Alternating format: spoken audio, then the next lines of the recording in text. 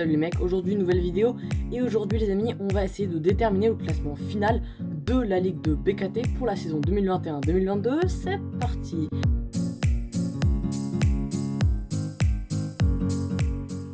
Et oui en effet les amis, une nouvelle saison se prépare et même si le mercato n'est pas fini, il est à peine à la moitié, on va quand même essayer de déterminer ce classement final. Même voilà, je vais vous détailler le mercato d'après toutes les équipes, mais évidemment que c'est pas fini. Il y aura évidemment d'autres arrivées pour d'autres clubs, etc., etc. Mais voilà, comme la saison va bientôt commencer, eh bien je vous fais la vidéo classement maintenant. Je vais vous faire également une vidéo classement pour d'autres championnats comme la Liga, comme du coup la Ligue 1. Mais là, comme c'est la Ligue 2 qui commence en premier, et on commence donc par la Ligue 2. On va commencer déjà pour les 3 dernières places, pour les 3 dernières positions. J'ai mis tout d'abord Niort en 20e place. Pourquoi? Parce que Niort a fait une saison catastrophique la saison dernière et était seulement à un but en fait de descendre lors des barrages qui les opposaient à Villefranche ou à Villeneuve, je ne sais plus. Mais du coup voilà, très très mauvaise saison de Niort, surtout qu'en interne c'est le bordel honnêtement. Du coup voilà, Niort je pense qu'ils vont descendre, surtout que ils ont recruté pour l'instant seulement 2 joueurs. Ils ont recruté que Benchama du côté de Montpellier et Mergi du côté de Châteauroux. Alors ok, c'est deux, pourquoi pas, bonnes arrivées, mais ils ont également beaucoup perdu. Ils ont perdu Delguel, Barouan, Koyalipou, Jacob, et tous ces 4 joueurs, les gars, sans aucune indemnité. Ils ont également perdu Konaté, Diglia, Ochumensa, Leclerc, etc., etc. Beaucoup de joueurs perdus de la part des Niortais. Et du coup, je pense que ça va leur jouer des tours. Et moi, je pense qu'ils vont finir en dernière position. En 19e position, les gars, j'ai mis Quevilly. Et oui, même si Quevilly, j'aimerais bien qu'il fasse une bonne saison, honnêtement, les gars, parce que Quevilly, mine de rien, voilà, ils sont promus et on les connaît pas beaucoup sur la scène nationale. Et là, ils vont essayer de prouver qu'ils sont là.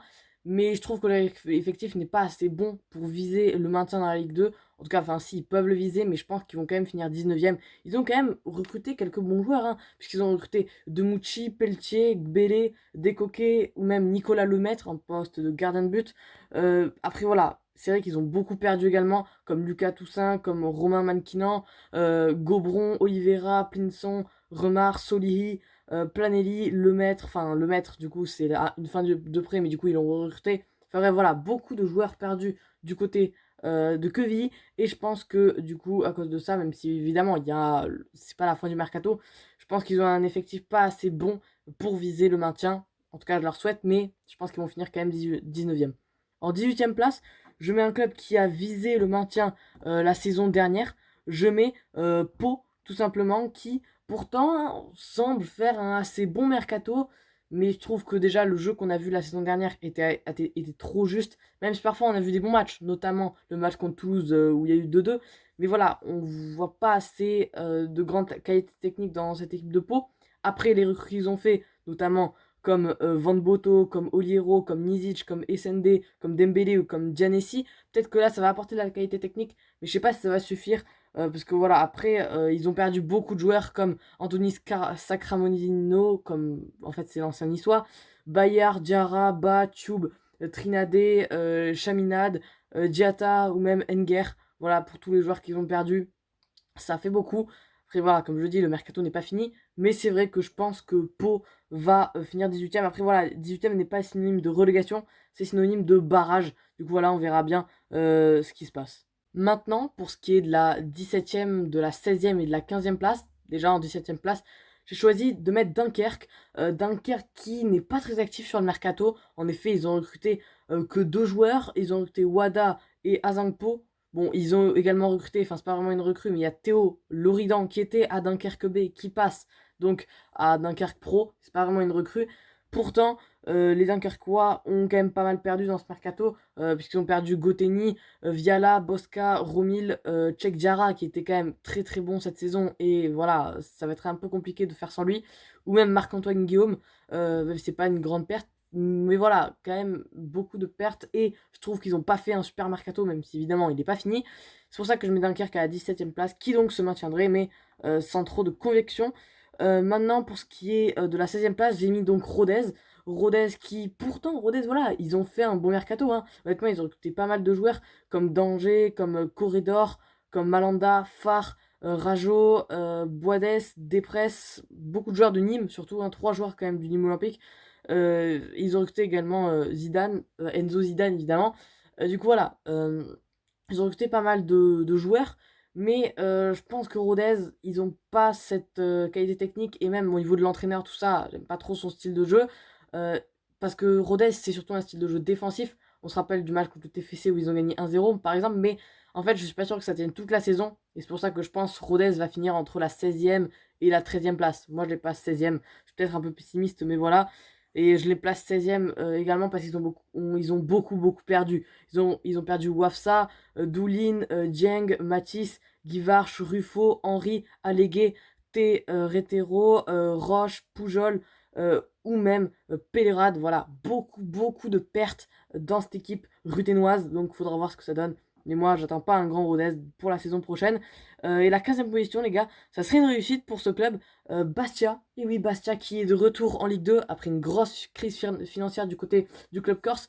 Ils sont de retour dans la semi-élite française, voilà, puisqu'ils sont de retour en Ligue 2.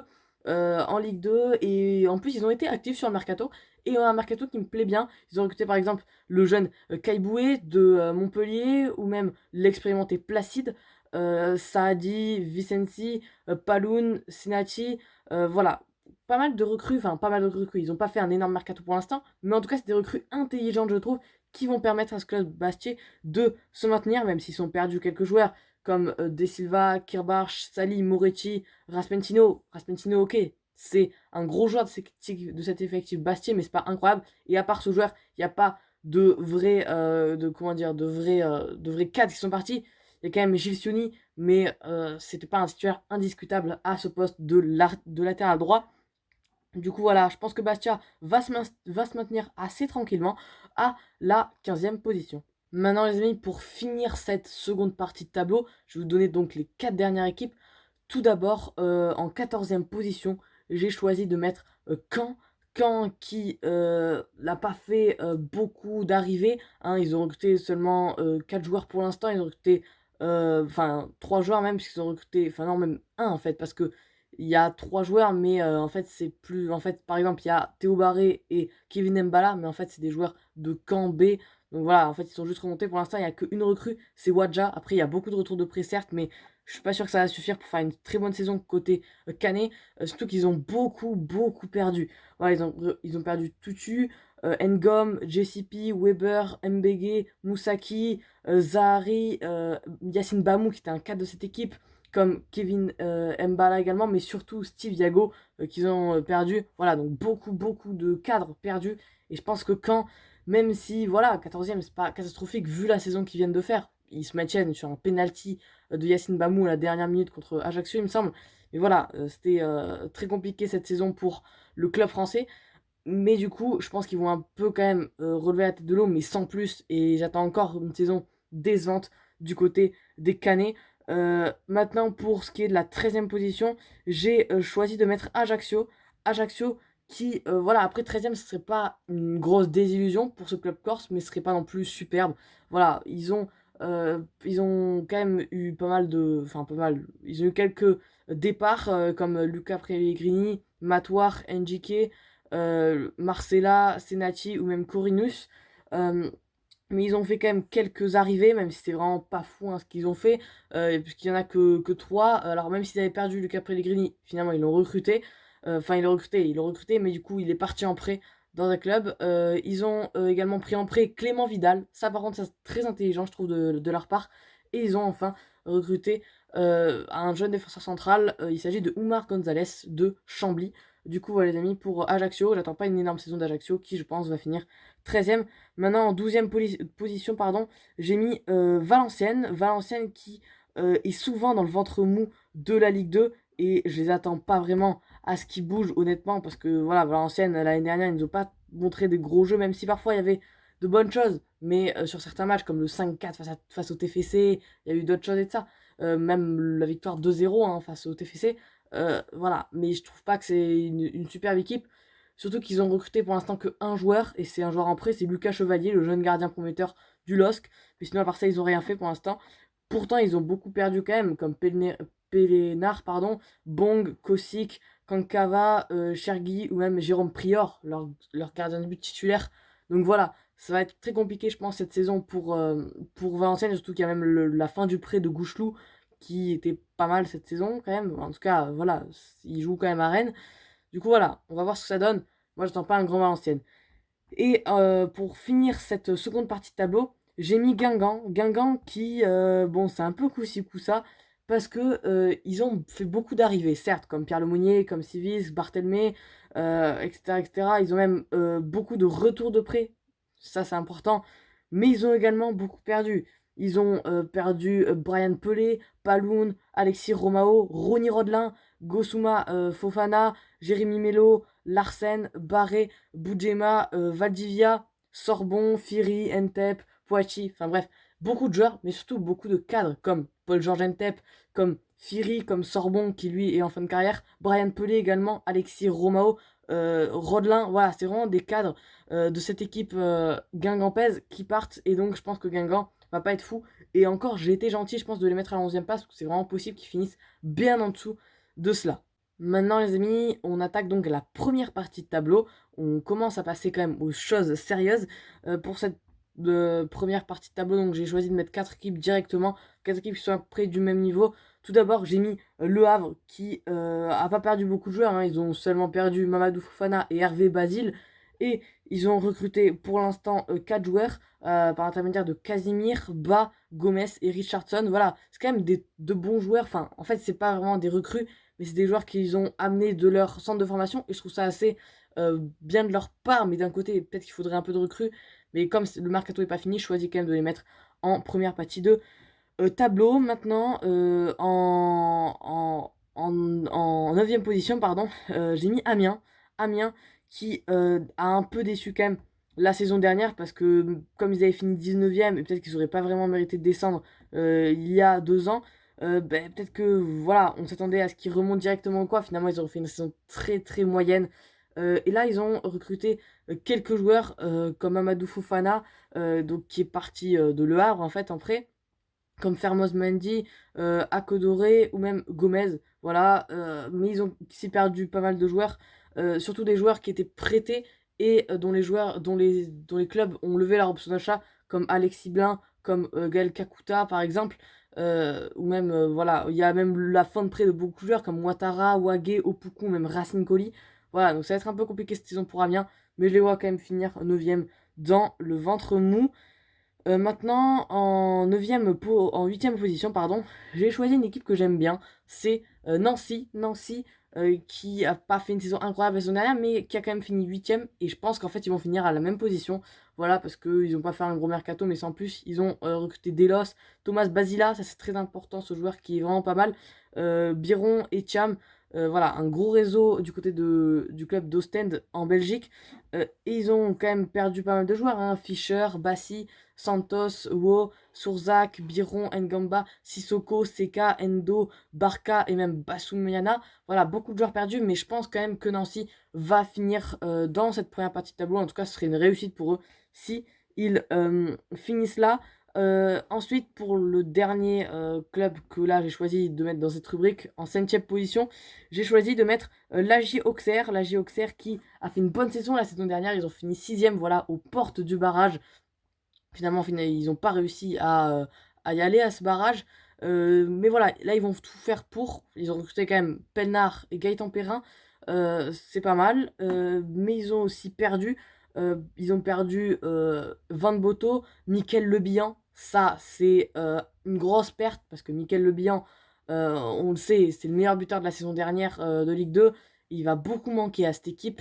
Ils ont également perdu Souprayen, Ngando qui était très important, Belougou pareil, même si Belougou il commence à se faire vieux, ou même le jeune Yanis pardon, Begraoui. Du coup voilà, je pense que Auxerre va de nouveau rester sur sa faim et rester donc 7e.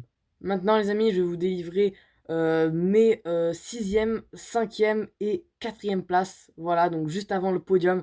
Déjà en 6e position, j'ai choisi de mettre le Nîmes Olympique. Le Nîmes Olympique qui a recruté pour l'instant Weda, Bart Veit, et voilà, pas un gros mercato pour l'instant. mais qui a quand même perdu beaucoup de joueurs. En même temps, c'est compréhensible un peu, mais surtout, ils ont donné beaucoup de joueurs à Dijon. Enfin, deux, mais c'est quand même pas mal. Ils ont d'ailleurs donné le jeune et très prometteur Matteo à l'Invi, mais aussi leur très bon gardien Baptiste René. Ils ont également perdu Lucas Boadest, Clément Desprez, ils sont tous les deux allés à Rodez. Florian Miguel, qui était assez important dans le jeu nîmois cette saison. Duldevic, qui était une bonne oubire. Alakouch, qui est très bon également. Ou même Loïc Léandre, hein, qui assurait bien la défense. Lucado également expérimenté. Ben Amar, Nolan Roux. Voilà, beaucoup de joueurs perdus du côté nîmois. Beaucoup de 4 surtout. Mais du coup, c'est pour ça que je pense qu'ils vont même pas accrocher les barrages. Et je pense que Nîmes va finir finalement 6ème. Maintenant, pour ce qui est de la 5ème position, j'ai choisi de mettre une équipe que vraiment j'aime bien. Et j'aimerais beaucoup qu'ils finissent à cette position parce que ce serait synonyme de réussite pour eux. C'est Sochaux-Montbéliard qui est fini 7ème la saison dernière. Et que voilà, leur jeu, j'ai trouvé très bon. Et là, ils vont se donner les moyens, je pense, pour essayer de monter. Et je pense qu'ils vont avoir la capacité de monter, puisque voilà, je les mets 5ème. Donc, barrage, voilà, le premier tour des barrages, du coup, où ils affrontent le 4ème à l'extérieur, du coup.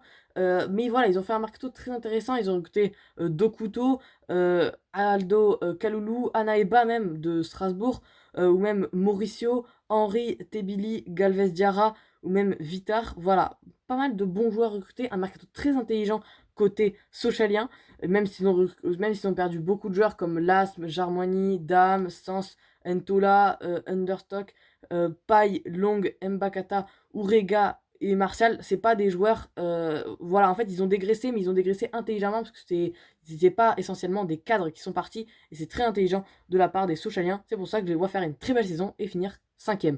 Maintenant, pour ce qui est de la 4ème place, donc aux portes du podium, mais du coup en barrage, ça, moi j'ai mis Grenoble. Grenoble qui a fait une très bonne saison la saison dernière et qui a fini du coup 4ème. Hein, et du coup voilà, je pense que Grenoble va refinir à cette place-là, mais plus difficilement peut-être, en tout cas je sais pas.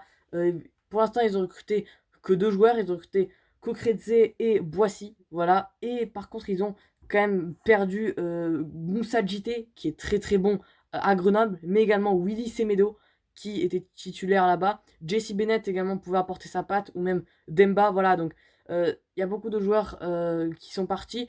Et même, en vrai, je les mets 4ème, mais je vais pas vous cacher que les gars, c'est pas impossible que Grenoble finisse genre vers la 7ème place. Honnêtement, j'attends pas une très grosse saison de Grenoble. Après peut-être pas, j'espère pour eux me tromper, mais voilà, je sais pas. Maintenant les amis, on rentre sur le podium. Tout d'abord, en 3ème position, j'ai mis le Paris FC. Le Paris FC qui a fini 5ème la saison dernière. Et qui j'ai mis donc 3ème aux portes de la montée en Ligue 2. Hein, puisque il faut être premier ou deuxième pour monter automatiquement en Ligue 1. Pardon, hein, en Ligue 1. Ils ont recruté pourtant que deux joueurs pour l'instant. Johan Demonti, ça par contre c'est une recrue très intelligente de Orléans. Mais aussi Miguel Alfarella de Annecy. Ils ont perdu quelques joueurs comme Abdi, comme Florian Martin, comme Essouma ou comme Silla ou comme Nomen Janari. Mais voilà, c'est pas des recrues vraiment catastrophiques, même s'il y a Charles Bolly, honnêtement, qui, c'est la fin du prêt. Il était prêté de Lens à Paris FC. Mais finalement, du coup, fin du prêt et le Paris FC n'a pas levé son option d'achat. Ça, c'est une assez grosse perte. Mais à part ça, le Paris FC, je pense qu'ils nous ont montré du beau jeu la saison dernière. Et ils peuvent vraiment finir sur le podium. Donc la saison prochaine. Et du coup, les deux dernières places, enfin les deux premières places du coup, que j'ai choisi, donc j'ai mis dans ces deux premières places le TFC, tout d'abord en deuxième position.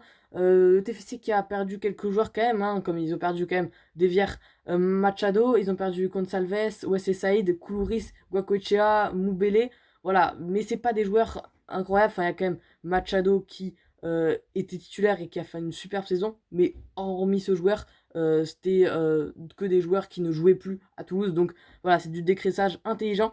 Et ils ont recruté, d'ailleurs ils ont levé l'option d'achat de Brecht déjà aguerré. Ils ont également recruté, enfin recruté pas vraiment, mais en tout cas ils ont fait monter en tant que pro Bangré et Rapnouil. Du coup voilà, je pense que c'est très bien. Après, surtout qu'il y a la fin du prêt de beaucoup de joueurs, comme Kalidou Sidibé, comme Cerber, comme Yeiseka, comme Isiaga Silla qui va revenir, ou même comme Augustine Rogel. Donc voilà, c'est la fin de prêt pour beaucoup de joueurs donc, qui vont revenir au club. Donc voilà, ça va faire du bien au TFC et je pense qu'ils peuvent vraiment viser la montée la saison prochaine. Et enfin, le grand gagnant selon moi de cette Ligue 2 pour la saison prochaine, j'ai mis donc le DFCO, Dijon. Pourquoi Dijon? Parce que je trouve qu'ils ont fait un super mercato. Voilà, je m'attendais à ce qu'ils ne fassent pas un super mercato, honnêtement. Mais voilà, très très intelligent. Ils ont recruté Alvini, bon, ça c'est pas incroyable, mais ils ont quand même recruté Christopher Roukia de Marseille, ou même Mickaël Lebihan de Auxerre. Également, il y a Soumaré, Baptiste René, Congré, Traoré, Jacob, Harley. Voilà, un recrutement très très intelligent de Dijon, même s'ils ont perdu quelques joueurs. C'est pas des joueurs ultra intéressants, même si Lotoa était pas mal. Ntumba, bon, il l'utilisait pas beaucoup. Shafik, 34 ans quand même. Voilà, donc c'est pas des grosses pertes, mais voilà, je pense que du coup, Dijon a moyen de finir à la première place. Et en tout cas, c'est comme ça que je vois les choses. Bref, les choses, pardon. Bref, voilà les amis, c'est la fin de cette vidéo. J'espère que ça vous aura plu. Et les gars, seule chose que je viens de vous dire, c'est salut.